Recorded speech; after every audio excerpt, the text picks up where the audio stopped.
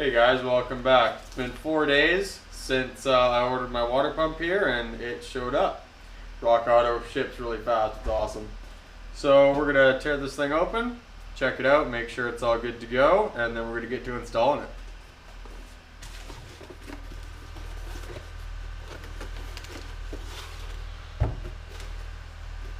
it.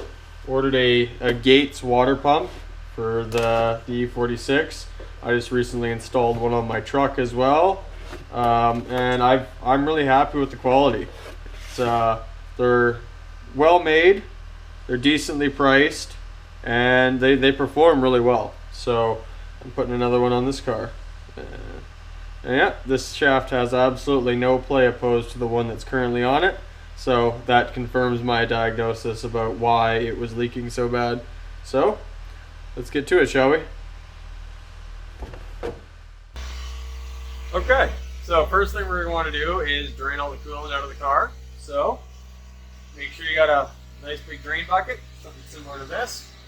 Enough for at least 8 liters. It's like 8.3 liters or something like that of coolant in the vehicle. It's not all going to drain, but we're going to try to get as much of it out as we can.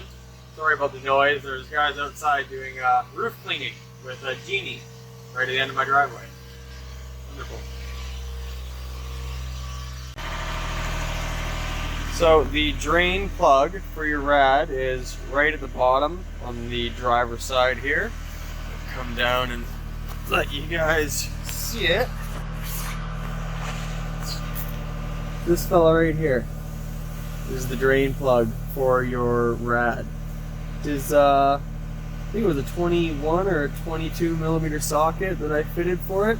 I mean, you can of course just put a big monster flathead or a Phillips screwdriver onto it. I think that might be a bit of a pain finding one that big. But you're gonna want to take that off. What size is this?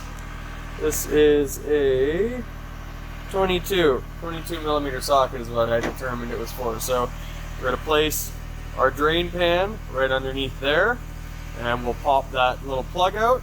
Let her drain. We will remove the cap on the reservoir here, and even undo this little petcock style plug on it to let as much of the flow come out as we can.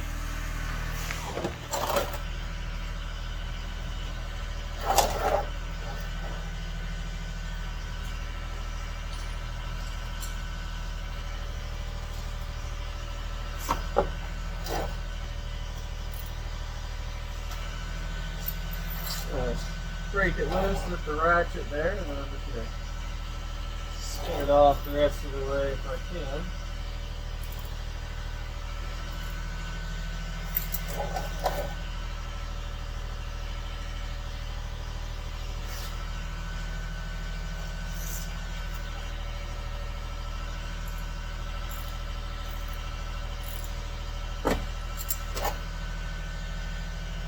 So,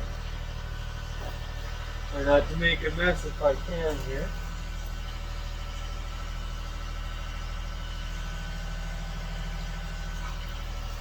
There we go. Plugs all the way out.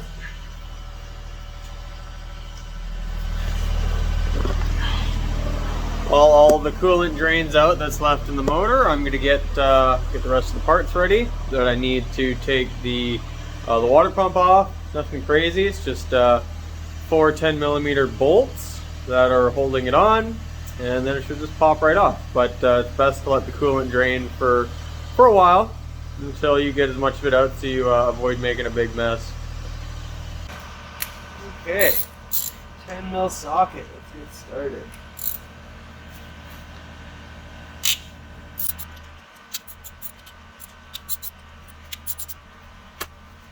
Do your best not to drop these. I mean, they're just going to end up in your drain pan below you anyway, but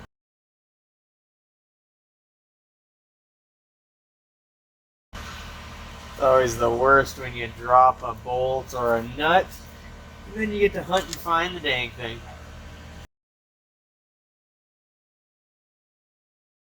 Alright, last one coming off. And we just get to wiggle the water pump off of the studs. The seal's probably pretty old on this thing, so we might have to break it loose a little bit. Let's see what happens. Oh, be warned that coolant is probably going to come splashing out of here when you pull this off. Nice. It was pretty easy, actually. Yeah, there's some coolant. Oh, there's a lot of coolant. Out she comes. There we go. Nice. Pull the water pump out. Let's get the new one. So I'm just going to use some shop rags here and soak up some of the coolant that's sitting in the mounting surface here, just to ensure that the seal on the new water pump gets a good seat. Don't really have to do this, but I have.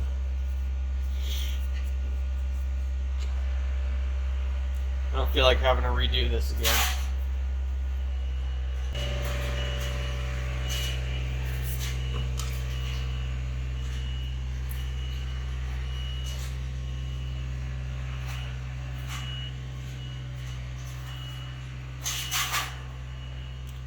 No.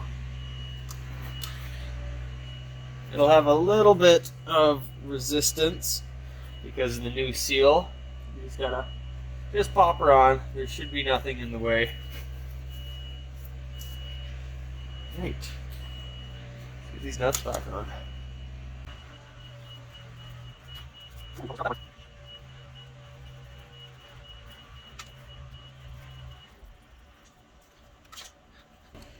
Don't you just love how shiny new parts look when you put them on?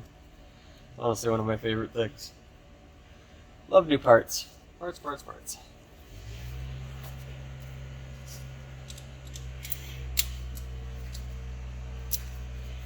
Alright, now that they're spun on, snug them down.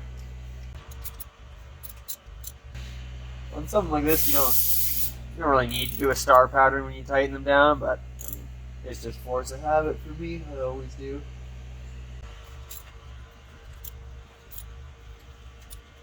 Check that all four are good and tight. There we go. Alright, now we can reinstall our pulley.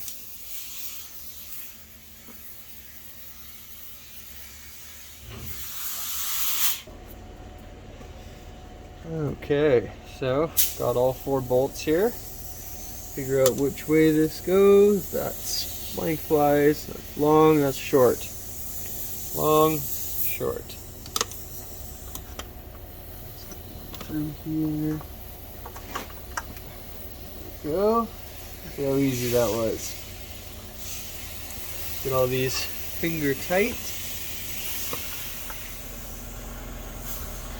Nice thing about Gates water pumps too, they're always designed to exact OEM specifications, so you never have any reinstallation issues. Alright. Perfect. There we go.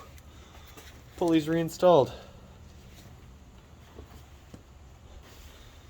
Now we gotta fish this belt back on, so we're gonna have to get our breaker bar again with our 16mm socket. Pop on right there. Oh, you can't see that from here. There we go. So you gotta get the... Oh, you can't see. Hold on.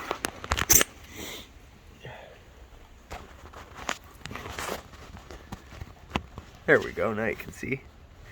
So you gotta get your 16mm socket onto that and push your tensioner down to release the pressure and get the belt back on.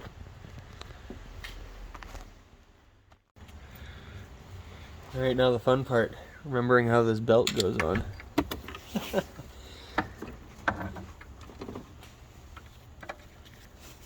Okay, so push that all the way down, and this belt goes around like that. You gotta make sure it stays over top of that tensioner and around the pulley. Okay, that was actually easier than I thought it was going to be. Let's make sure it's still sitting on everything properly once we come off. Oh, I'm tensioned against the belt. Wiggle, wiggle. Oops. Okay, let's try this again.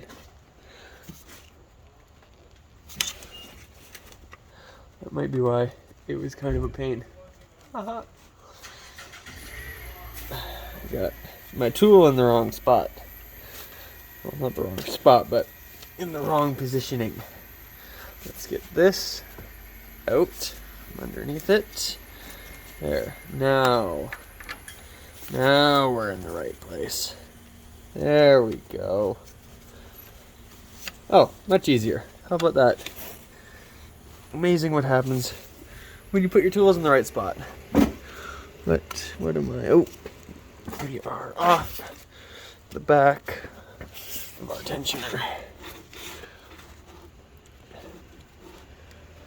There we go. Okay, release. Just make sure it's over everything. Make sure it's over your harmonic balancer in the right spot. Perfect. Water pump is seated. Idler is seated. Tensioner. And power steering. All that fun stuff. Beautiful. Alternator. Everything is where it's supposed to be. Now, we can put the fan back on. Now, if you remember, the fan and the shroud come in and out in a single piece, so obviously, you gotta go back in a single piece.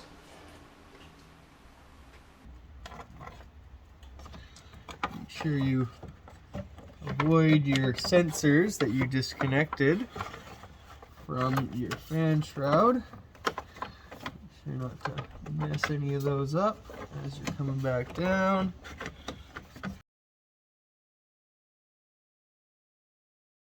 Now the fun part, getting the fan back on.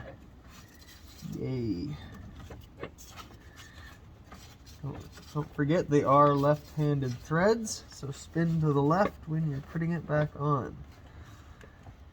It's just the fun part, is getting it back on.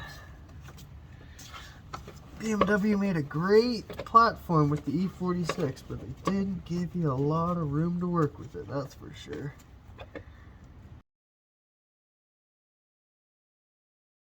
Spin, spin. Don't fall off.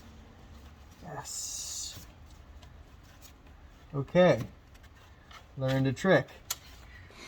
Spin the fan on, spin it all the way off, and hold it in the position you took it off when you slide the shroud down with the fan, and you can get it notched in and spin it enough so it stays there. That was a pain in the ass.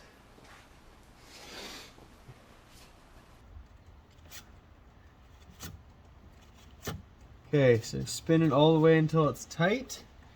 Now it's time for pry bar and the crescent wrench.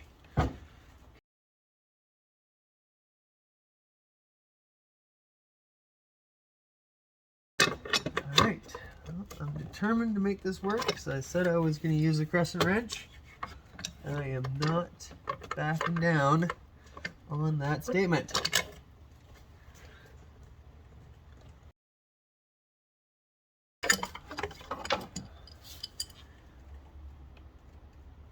Well, I think we're good. I think we made it happen.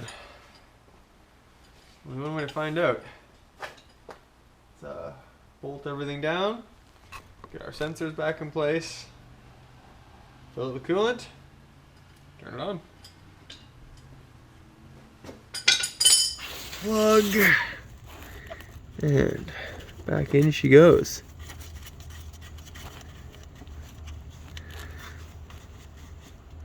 Snug that up, get my wrench, which is where, of course it's behind me.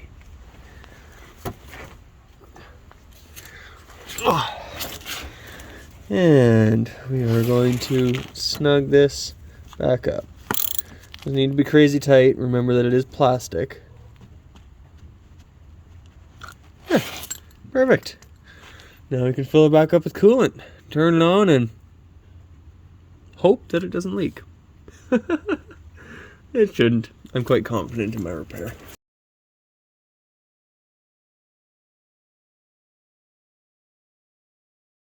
Okay, so we've topped the reservoir back up a little bit, so now we're gonna have to turn the car on so we can cycle the coolant through it, and then we can just keep topping it up while it's running and check for leaks while we're doing that.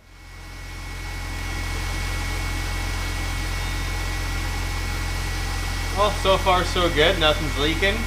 I didn't miss anything. It's not making any nasty noises, so.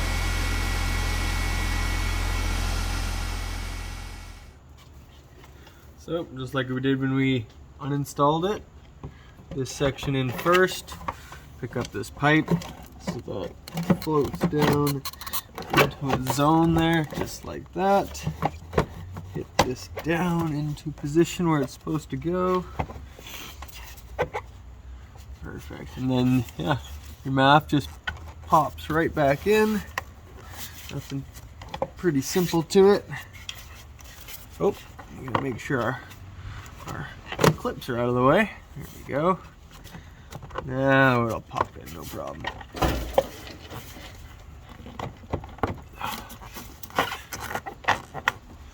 Get the clip in there. And your one clip in there. Perfect. Alright, we'll get our two 10mm bolts back in the airbox mount. Start them by hand, and then I can rat-a-tat-a them in.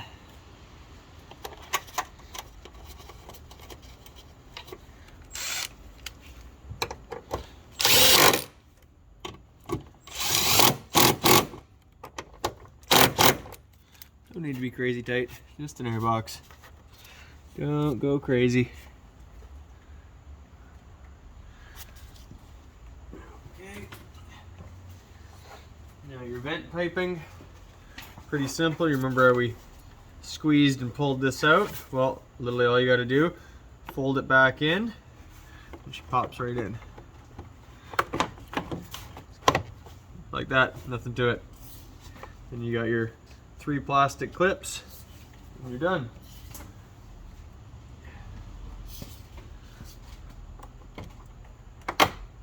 One,